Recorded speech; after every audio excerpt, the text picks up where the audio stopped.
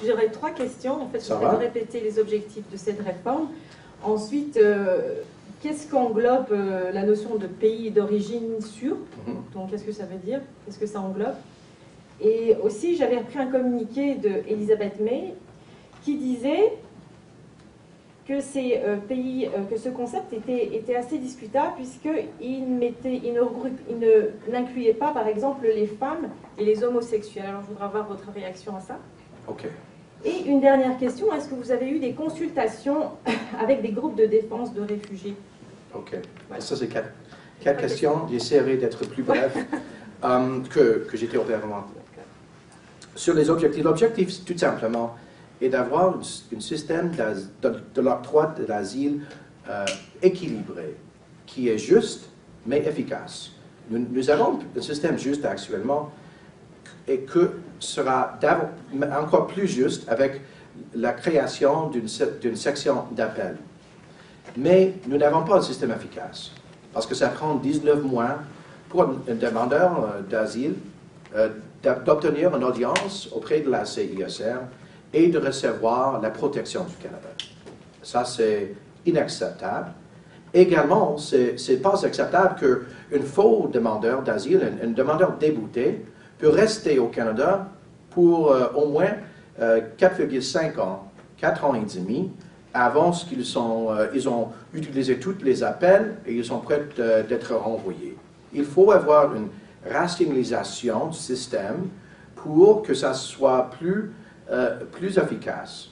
Et nous allons garder la justice qui est au cœur du système. On va l'augmenter avec la section d'appel.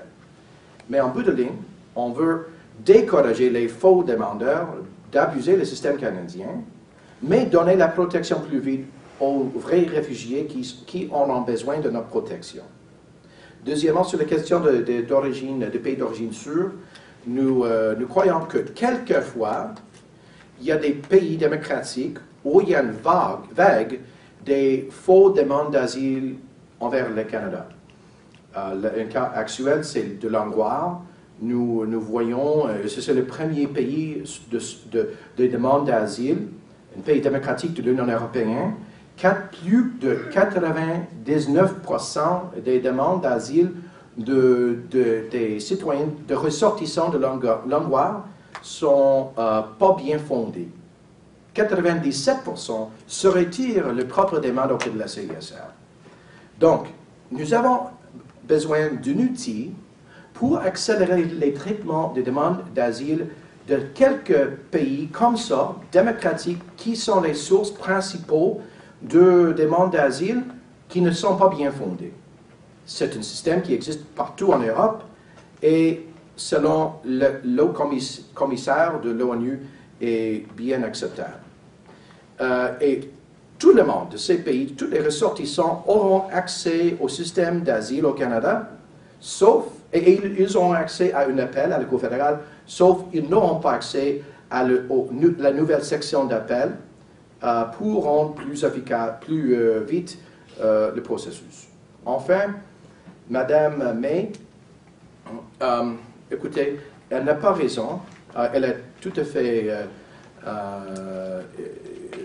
elle n'avait aucune raison dans cet commentaire, parce qu'il n'y a aucune restriction sur les raisons pour les demandes d'asile au Canada, particulièrement pour les femmes, pour les homosexuels. Il n'y a aucun changement dans la loi ou les critères pour déposer une demande d'octroi de l'asile.